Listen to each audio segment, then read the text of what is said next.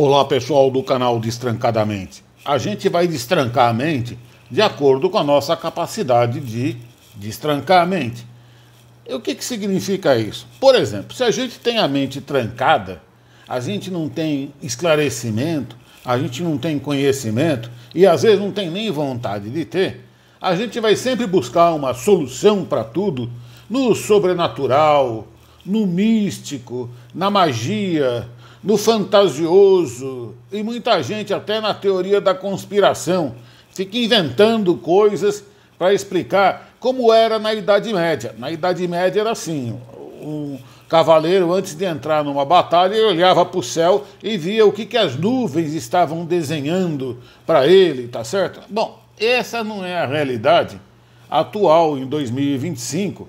A gente tem explicações técnicas e científicas para tudo.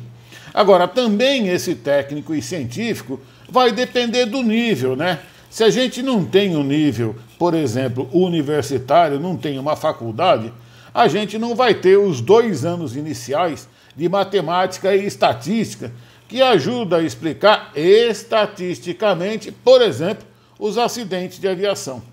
Então, se a gente der uma olhada nos acidentes de aviação, e a gente está falando de acidente de aviação, porque o que mais o pessoal gosta aqui no nosso canal é disso.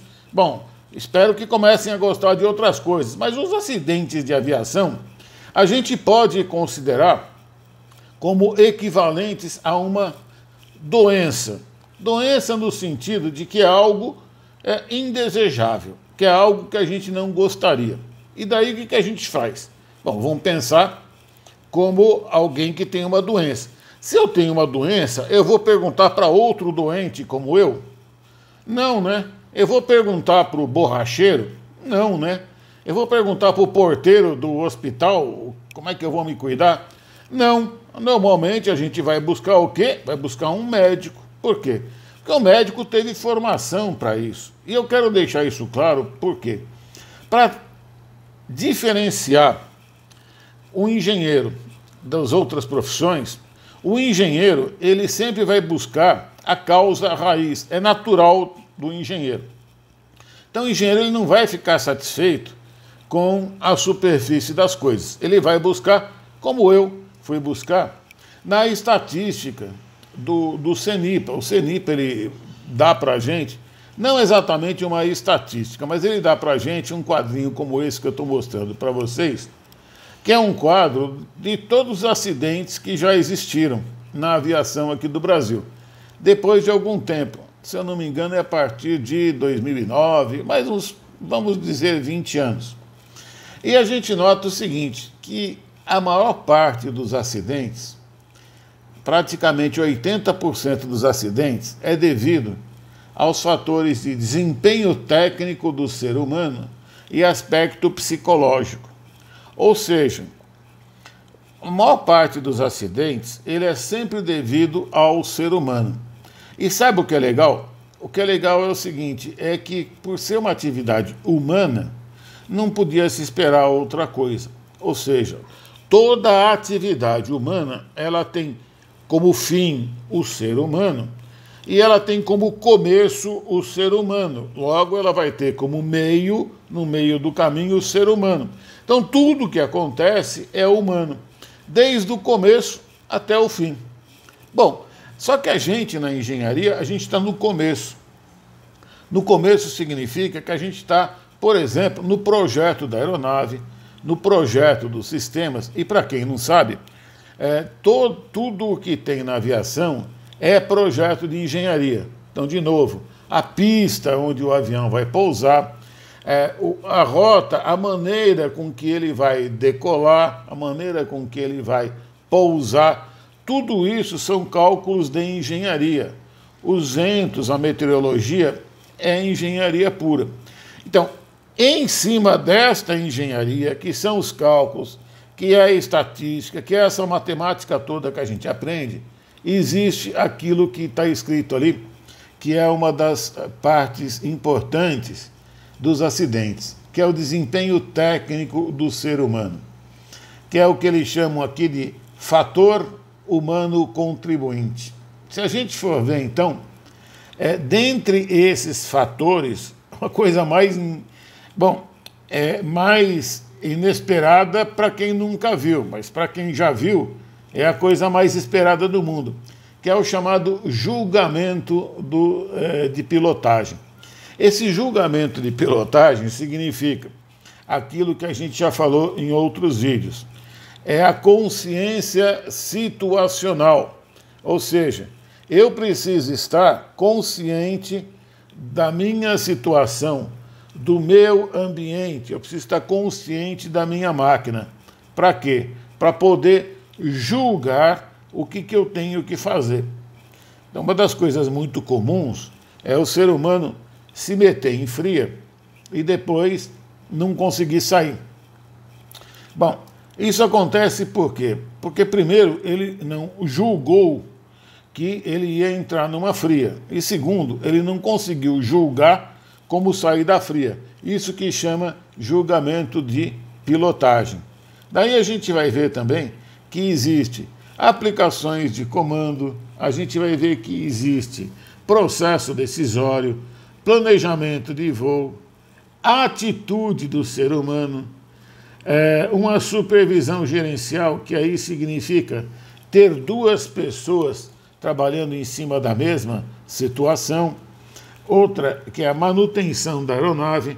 A gente parece em falar de manutenção de aeronave como se a manutenção tivesse sido feita por um robô, mas não é. Ela é feita por um ser humano, supervisionada por outro ser humano, e ela é todo um sistema que depende dos seres humanos. Veja, a percepção é outro fator humano, pouca experiência do piloto, atenção, outros fatores, sistemas de apoio. Ou seja, 80% dos acidentes aeronáuticos são devidos ao ser humano. E se eu tivesse que resumir tudo isso num único fator, eu resumiria naquele primeiro lá: julgamento de pilotagem ou julgamento consciência situacional. Ou seja, o ser humano, ele, em francês chama déconner, ele decola da situação, ele fica fora daquela situação dele, ele não tem consciência da situação em que ele está. Então ele acha que alguma coisa que deveria ser feita com um determinado rigor pode ser feito com menos rigor. O que acontece todas as vezes que o ser humano não aplica o rigor necessário? Ele fica nas mãos realmente aí de alguma coisa que ele não tem domínio. E se é alguma coisa que ele não tem domínio, ele falhou ao entrar numa situação da qual ele não vai conseguir sair. Por isso que a gente diz que a causa raiz é o ser humano.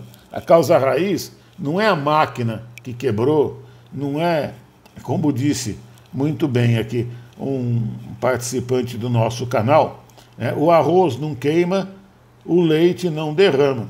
Bom, então nós vamos entrar na última parte deste vídeo.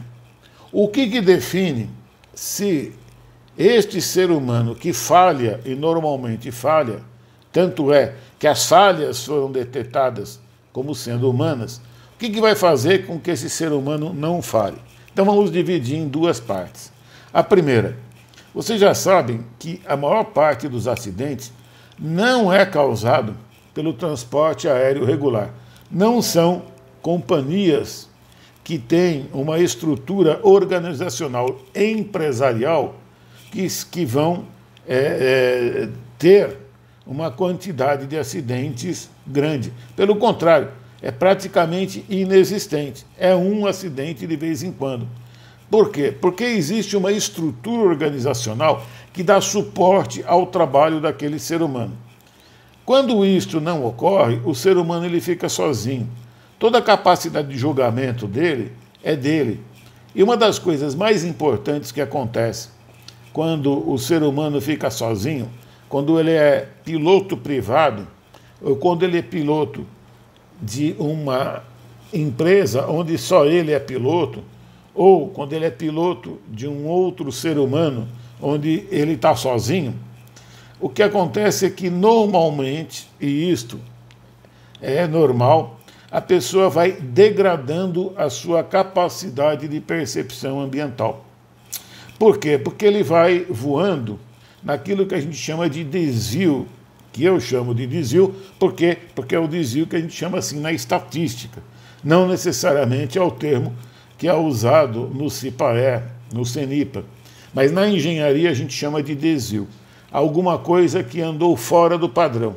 Então o ser humano ele vai se acostumando a dar fora do padrão e ele vai achando que aquilo não tem risco e ele vai acumulando riscos. Ele vai diminuindo a capacidade dele de julgamento. Para terminar, isso se chama, então, cultura. A cultura é, resumidamente, muita gente acredita que cultura é sambar na avenida, né? Não é a cultura de um povo, é a cultura organizacional, que é o que a gente chama de crenças, valores e padrões de comportamento. Crença não é crença religiosa. Crença é acreditar naquilo que é certo e acreditar naquilo que é errado. Crença é acreditar que eu vou vencer ou que eu vou perder. São crenças humanas nele mesmo. Valores é valorizar, por exemplo, valorizar a vida em primeiro lugar. E não querer fazer bonito para os outros mais importante do que a vida. Valorizar que ele não deve sair numa situação de risco e não valorizar que sair numa situação de risco é bonito para fazer bonito para os outros.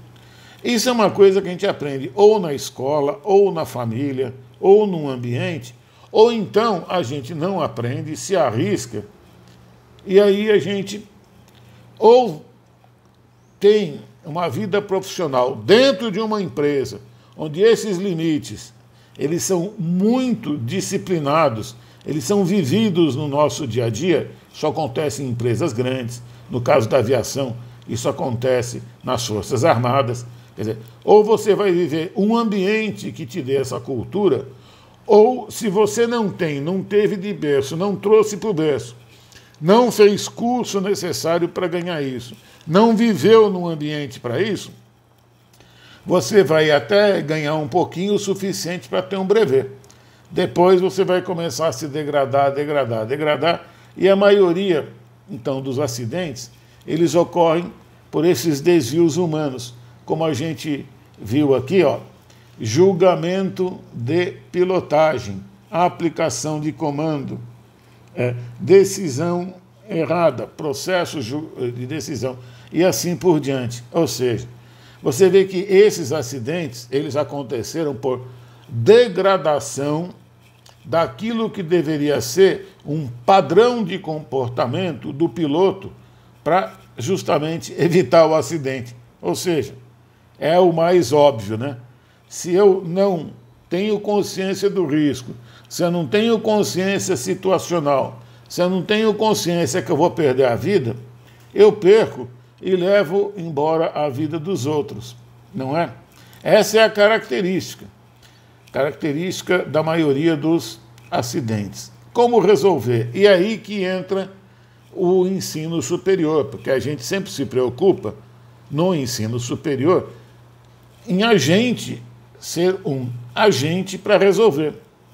Então, como é que a gente vê isso? Eu, principalmente, que sou professor universitário aposentado e que comecei como professor de cursinho para os alunos passarem no vestibular, eu posso dizer para vocês que isso tudo vem com educação e treinamento, ou seja, exigir mais educação e eu tenho colegas meus que concordam, exigir mais treinamento, retreinamento, seja numa fábrica para evitar erros, seja no ambiente de pilotagem, em pilotos, principalmente os pilotos que não pertencem a uma grande organização, como uma companhia aérea. Então, gostaria de ter dado esse recado para todo mundo, dar o recado de se inscrever, porque aqui é isso, a gente trabalha com conhecimento, a gente não trabalha com sobrenatural, com mística, com mágica, com fantasia, tá ok? E não deixa o assunto sem uma solução. Um abraço, de novo, se inscreva e até breve. Tchau, tchau.